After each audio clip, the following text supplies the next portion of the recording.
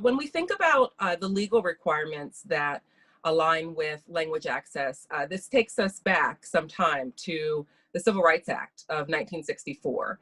And that act essentially starts to pave the way for language access, specifically around national origin, ensuring that there are non-discriminatory practices. So that Title VI, 1964 Civil Rights Act, led us to a memo from the Office of Civil Rights in 1970. And that memo essentially outlined for something for school districts because it started to give us a little more understanding of what school districts needed to do.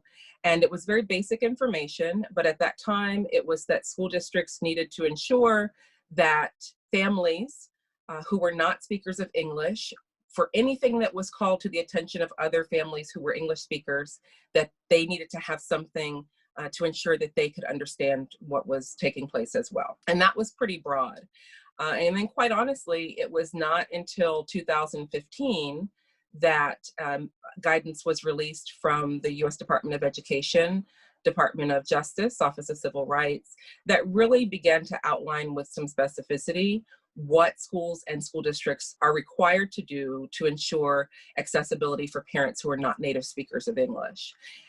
That really meant there were several overarching components of that guidance, and that guidance includes that schools and school districts must be providing language access services for families, even if the child is not an English learner. That also, of course, means that schools and school districts need to be very cognizant and deliberate around the data that they're keeping that helps everyone to know who are the families who would be in need of those services.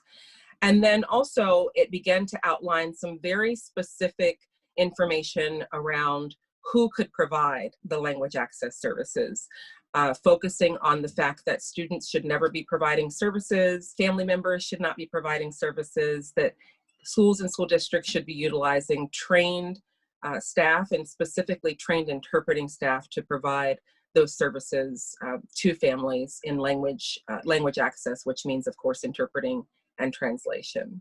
So that's kind of where we find ourselves now with regard to the guidance from the federal government.